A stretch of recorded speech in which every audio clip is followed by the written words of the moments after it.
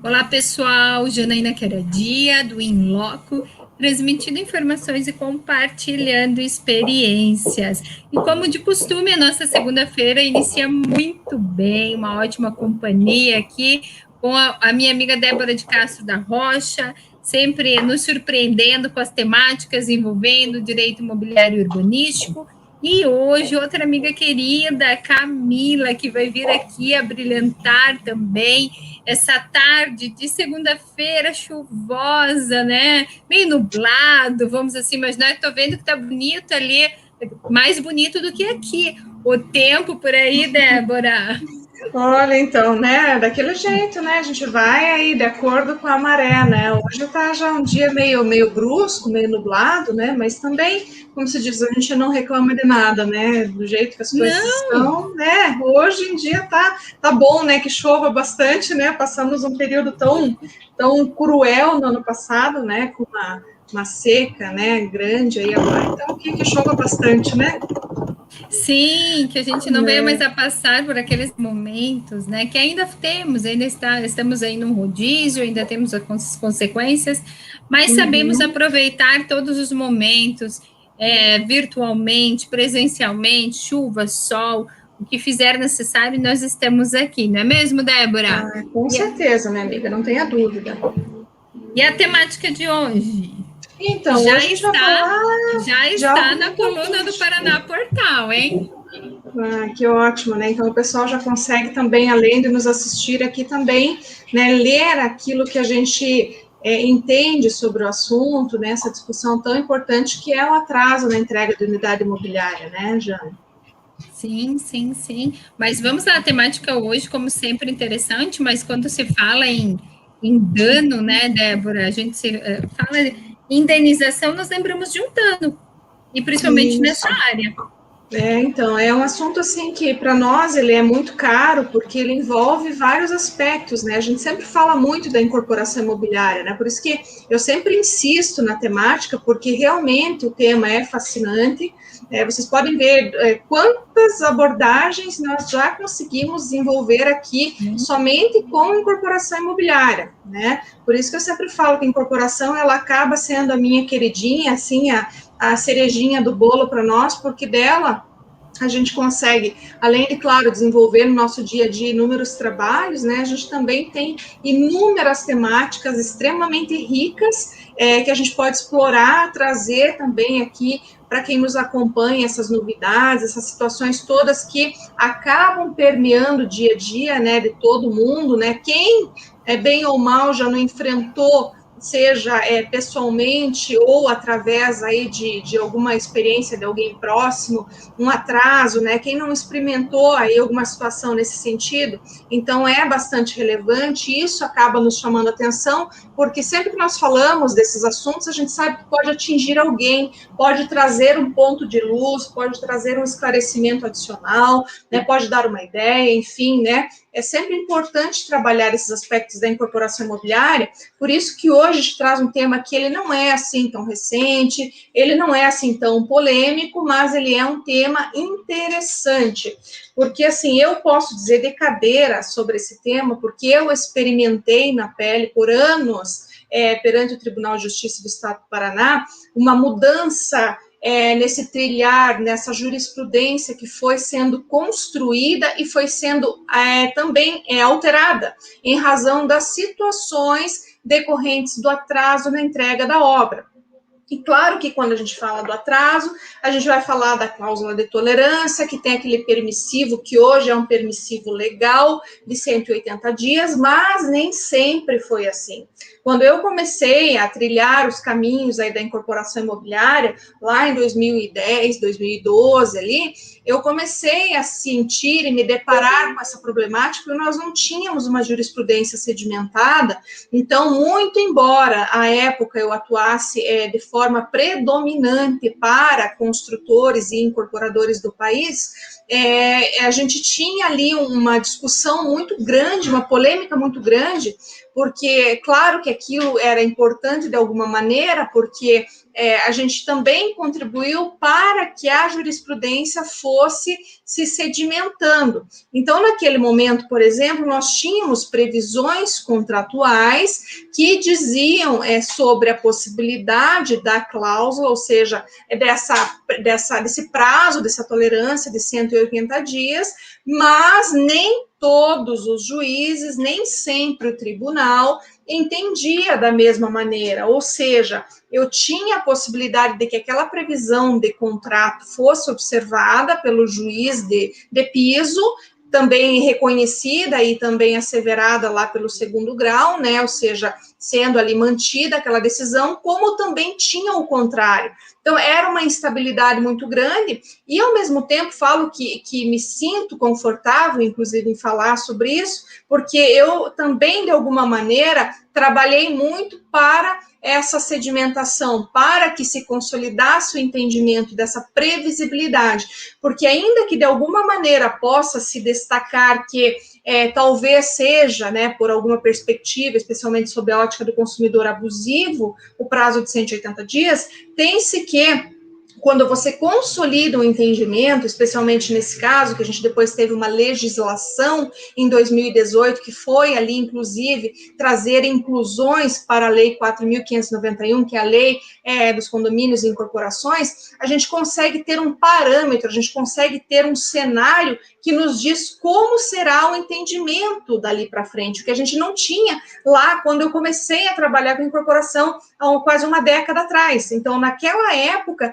nós tínhamos que contar ali com a nossa argumentação jurídica, com a boa técnica jurídica, no sentido de dizer, olha, eu entendo que, na verdade, naquele momento eu trabalhava apenas para incorporadores e construtores, eu entendo, então, que uma vez prevista essa cláusula em contrato, eu tenha o direito de, então, promover ou me servir dessa tolerância do contrato, prevista no contrato. Mas, claro que naquela época, né, nós militávamos nesse aspecto, né, hoje, como eu sempre prego aqui, né, nós não temos lado, até porque nós estamos aqui somente produzindo conhecimento e trazendo conhecimento, né? Então, para nós não importa o lado, e sim trazer a informação.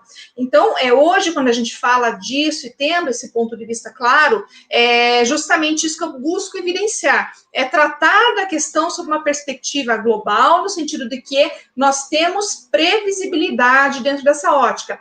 Claro que, como digo, nem sempre foi assim. Hoje, nós temos, então, algo que nos diz que eu tenho a tolerância e ela deve ser observada e ponto. Todavia, claro que não se pode desprezar o fato de que nós temos, então, disposições que regulam esta possibilidade, ou seja, esta tolerância deve estar prevista em contrato. O consumidor deve saber exatamente aquilo que está assinando, aquilo que está sendo submetido, ou seja, qual é o meu prazo, o que eu devo contabilizar a mais, ou seja, aquele excesso de prazo, para poder até me programar, para não ter uma frustração pessoal, né?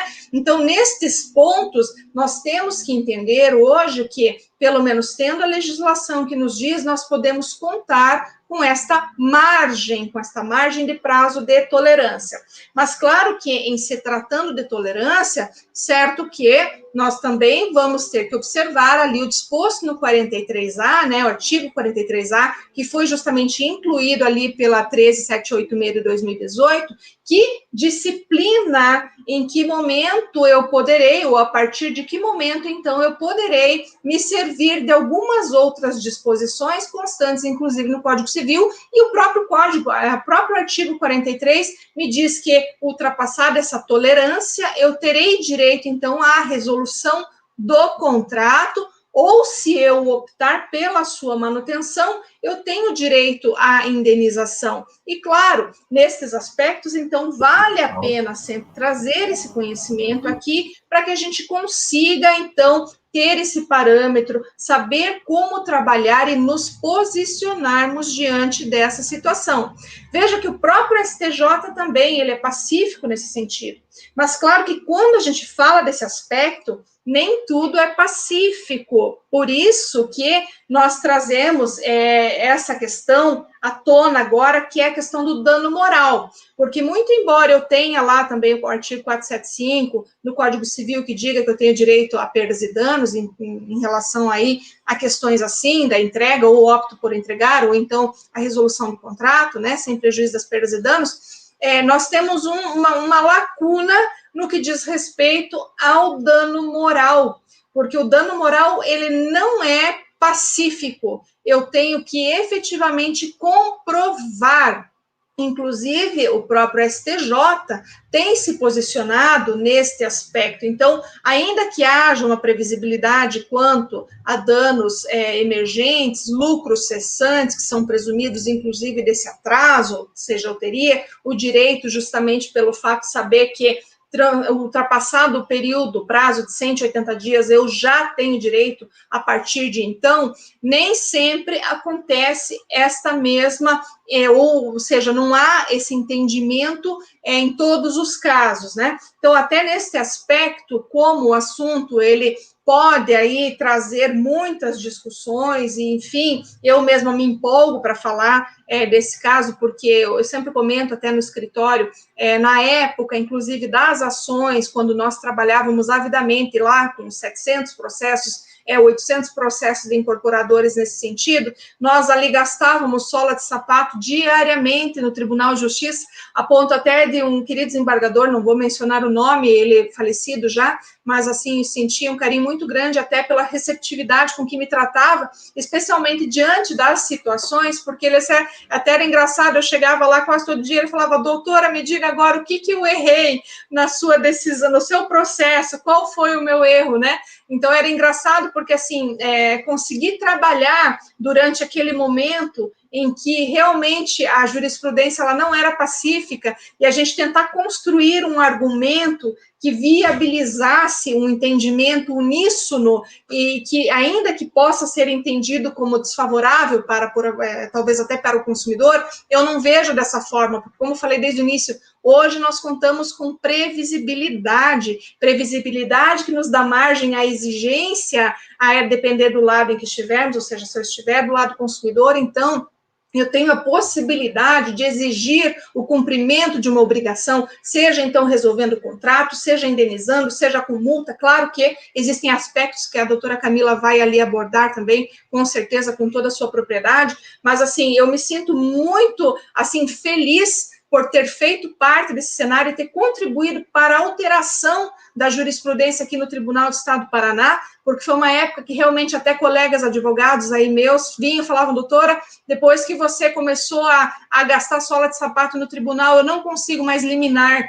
Então, assim, isso para a gente é sempre uma alegria, principalmente vindo da parte contrária, o reconhecimento dos colegas nesse sentido, né? Sabendo que o nosso trabalho está sendo realizado, independentemente do lado em que estivermos, esse coleguismo, esse reconhecimento para nós é de suma relevância. Então, eu me sinto grata por ter experienciado isso, por ter vivido isso, e hoje por poder contribuir de alguma maneira, seja com os meus alunos em sala de aula, seja aqui no In Loco, seja aí nas participações que nós temos aí em algumas outras mídias, para trazer essas questões, esses entendimentos, né, que a jurisprudência ela é construída diariamente pelo advogado que tem vontade, pelo advogado que se joga de corpo e alma no processo, que realmente luta pela mudança, que quer realmente ver ali efetivado o direito do seu cliente, independentemente do lado que ele estiver, porque tudo é direito. Então, isso é muito importante para nós e eu realmente me sinto honrada por estar aqui hoje, Jana, falando um pouquinho dessa perspectiva, dessa experiência profissional que eu tive ao longo aí da minha caminhada de 15 anos. Eu acho que, assim, sempre vale a pena a gente trazer isso para os nossos colegas, para quem nos ouve, para quem nos acompanha aqui, nos assiste, porque é um motivador, e quem está em início de carreira, eventualmente também, para se jogar de corpo e alma na área que escolher para atuar, porque realmente te traz resultados fantásticos e uma bagagem que não tem preço, só tem valor, né? Não tem preço. Então, isso que eu deixo hoje aqui para os colegas como contribuição para quem nos acompanha e para todos aqui. Muito legal, Débora, até porque quando se fala, né, nessas questões de justiça, de buscar de se levar, né, para o Poder Judiciário as ponderações corretas, porque nem sempre o teu cliente tem razão. Só que aí você tem outras alternativas, você não precisa utilizar de má fé, você não precisa utilizar de provas falsas, né, uma questão de coerência, de prudência, e realmente pegar o artigo 133, porque a fala da Débora me fez, né, caminhar para esse sentido da Constituição Federal, onde fala que o advogado ele é indispensável para a administração da justiça, mas que seja, né, uma atuação coerente, com ética profissional, com as ressalvas necessárias. E é muito legal, amiga, muito legal quando a gente vê assim que cada um dentro da sua área, porque o sol existe para todos, né? Cada um dentro da sua área consegue fazer um bom trabalho, consegue desenvolver com maestria as suas questões na advocacia. E muito legal mesmo ver esse crescimento, né, e essa contribuição, porque é exatamente nesse sentido. E a Camila agora vem com as suas considerações, né, Camila? Isso mesmo, doutora. Obrigada mais uma vez por estar aí podendo participar e contribuir um pouquinho com o INLOCO. Eu sempre trago algumas questões né, até práticas e de decisões, né, e nesse caso não é diferente. Então, como é muito comum, né, essa compra do imóvel em construção, né, os consumidores aí optam por comprar imóvel na planta diante dessas vantagens que tem, né, por exemplo, o preço mais acessível e também a posterior valorização do imóvel.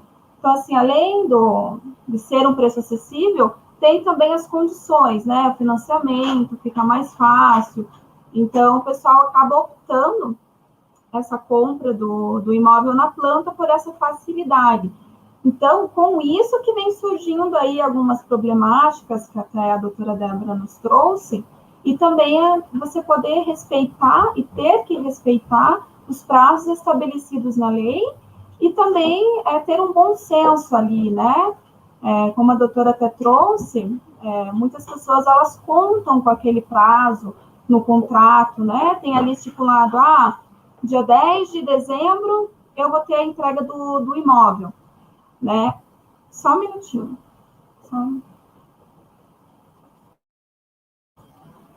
Tinha gente passando aqui, desculpa.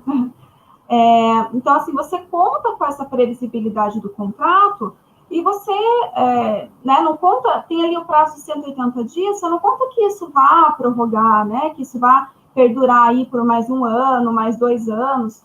Então, também aí a gente parte um pouco do bom senso e também o respeito do prazo, né, levando em conta as incorporadoras aí, construtores, tá? Então, com isso, é muito comum também que ocorra atraso nessas obras.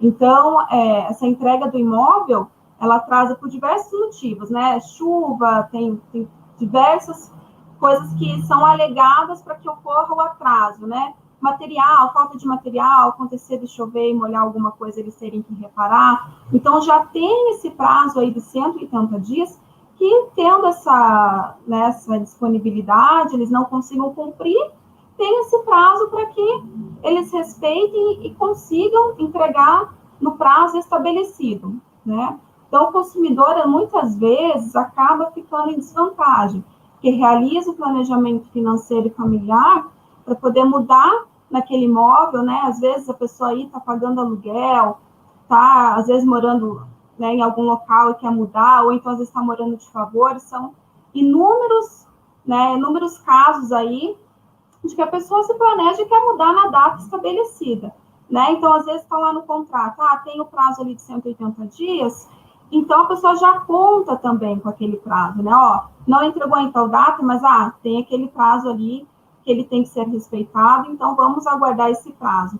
Só que acaba que atrasa também esses 180 dias, ultrapassa esses 180 dias, né? Então, esse sonho aí da casa acaba sendo prorrogado e prejudica o adquirente e também toda a sua família que fica à mercê desses imprevistos da vendedora. Então, assim, já tem esse prazo estabelecido. Aí acaba que, né, nesse prazo tem que ser sanado tudo que acontece, qualquer eventualidade, qualquer coisa, qualquer infortúnio, né, ou a gente fala aí de caso fortuito ou força maior, para que ele resolva nesse prazo. Mas essa extensão, muitas vezes, aí não é respeitada. Então, esse prazo, inclusive, ele deveria ser utilizado apenas em casos excepcionais, né? Aí, como eu falei anteriormente, em caso fortuito ou de força maior.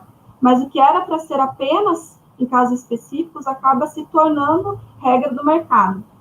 Então, a maioria aí dos contratos, né, como a doutora Débora trouxe, tem que ser falado para o consumidor que terá essa extensão de 180 dias, mas muitas vezes a maioria dos contratos já tem essa cláusula pré-estabelecida, tá? Então, por quê? Porque a pessoa, né, o cooperador, o vendedor, ele já conta com isso, né, já conta que pode ocorrer alguns imprevistos. Então, a gente até estava vendo algumas decisões aqui, e eu vi que chega a atrasar até 4 anos após, né, após findar esse prazo aí de 180 dias. Então, às vezes a pessoa está aí já esperando há 2 anos, acaba estendendo para mais 4, num total vira 6 anos aí, né, um caso hipotético. Então, aí o que acontece? O consumidor, ele acaba pleiteando aí a responsabilização do incorporador, né, por dano material e também dano moral. Aí a gente entra naquela do dano moral que a doutora Débora nos trouxe aí, que tem que comprovar a extensão do dano, né, não é simplesmente alegar o dano moral. E o dano material, quando a gente fala aí para responsabilizar o incorporador, ele se resume no pagamento do dano emergente, que trata do prejuízo sofrido pelo adquirente. Então, assim, ele deve provar esse dano emergente e aí também terá direito aos lucros cessantes, que se resume àquele valor que o adquirente deixou de lucrar.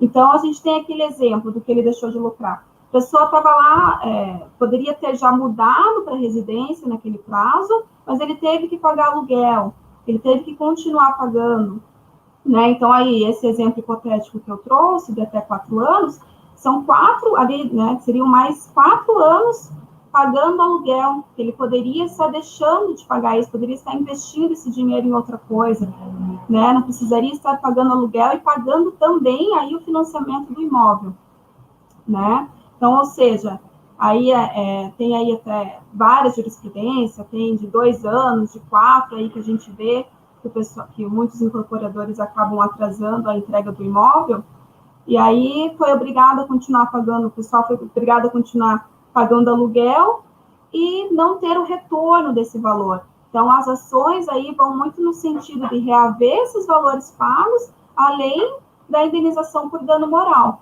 que aí a gente deve, que a jurisprudência até vem assentando aí o entendimento no direito, né, a indenização por dano moral, que deve comprovar se o adquirente sofreu esse dano. Então, não basta ultrapassar ali o prazo de 180 dias e aí entrar com uma ação e falar assim, olha, o seguinte, tive aí o dano moral, né, passou aqui o prazo, agora ingressa com a ação, já vai ter direito automaticamente, não é assim que funciona.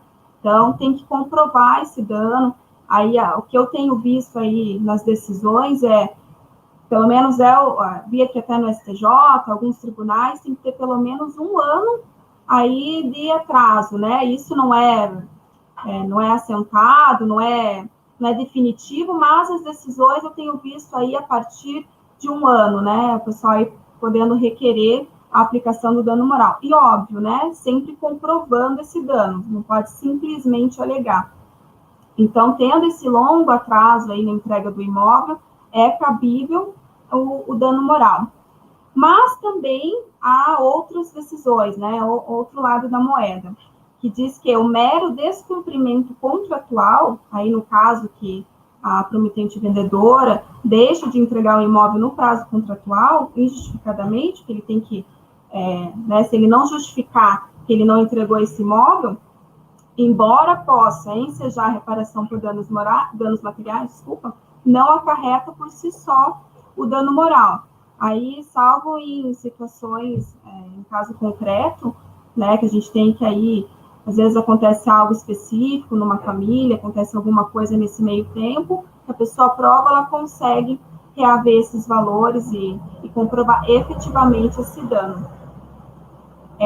Então, seria essas as minhas considerações a respeito do tema, mas fica aí, né, a lição de que, independente de possibilidade de atraso, qualquer coisa que venha acontecer aí com o incorporador, tem que se buscar observar o prazo de tolerância estabelecido no contrato, né, tentar aí cumprir isso daí para não ter que, né, responder depois aí uma ação, aí a gente entra naquela que a gente sempre fala, da morosidade processual, né, então está sempre observando, sempre cuidando com isso, para que a gente não tenha inúmeras ações aí indenizatórias no judiciário por coisas que poderiam ter sido evitadas.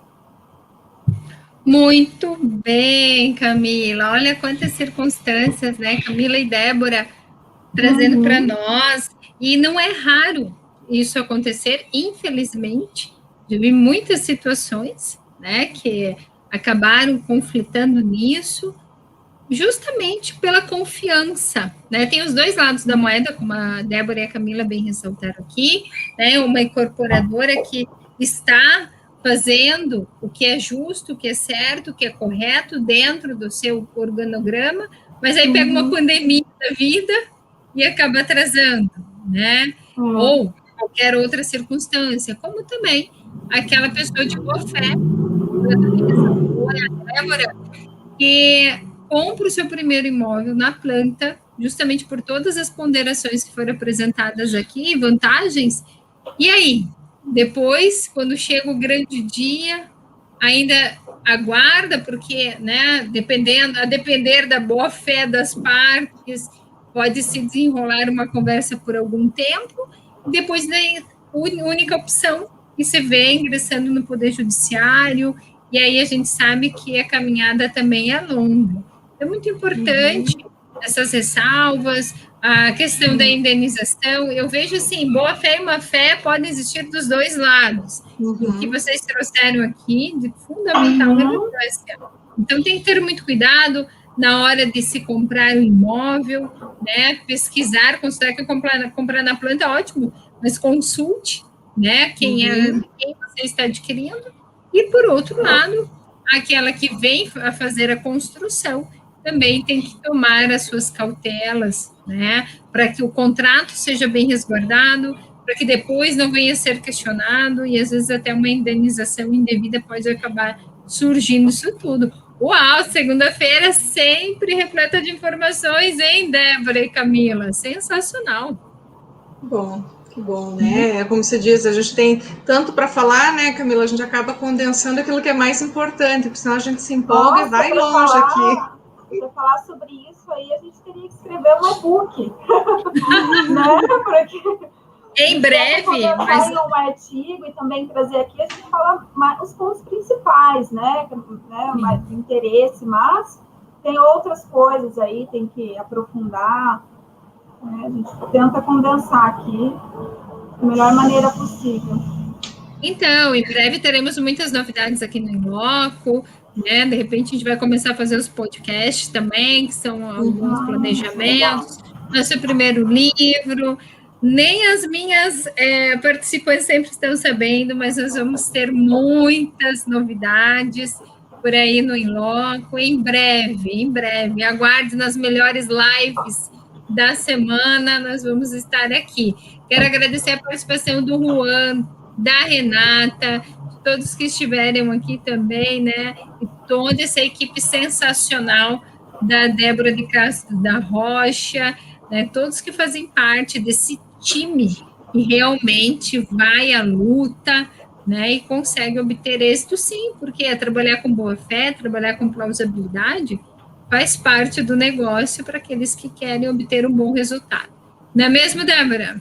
Isso aí. Eu agradeço especialmente aqui a presença do meu querido amigo, Dr. Juan Hadi Mira Hilário, que é um grande amigo e colega, também militante na área imobiliária, quem eu respeito muito, inclusive também foi professor comigo lá no Unicuritiba, na pós-graduação, e tenho um respeito imenso, jovem advogado e promissor, acima de tudo. Um dia espero estar com ele aqui também, como nosso convidado aqui na nossa série, porque ele também vai ter muitas questões interessantes para abordar, é um grande professor, inclusive, aí, de documentação imobiliária, prática imobiliária, e com certeza vai contribuir muito conosco aqui. E também, claro, todos os demais aqui, uma querida cliente também vi que estava junto aqui, a Drica, e também agradeço a Renata, que também é aí uma parceira nossa. Muito obrigada pela presença de todos aqui, que sempre fazem a diferença aqui na audiência do nosso programa e, enfim, sempre nos dão o gás que nós precisamos, né, Jana?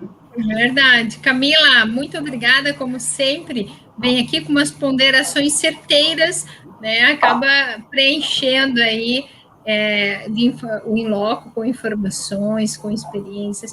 Débora e Camila, muito obrigada. Já ficamos aí para a próxima semana aguardando as temáticas de vocês, tá bom? Beijo bem grande, pessoal. Beijo, pessoal. Até. Boa semana. Não esqueça, Juan.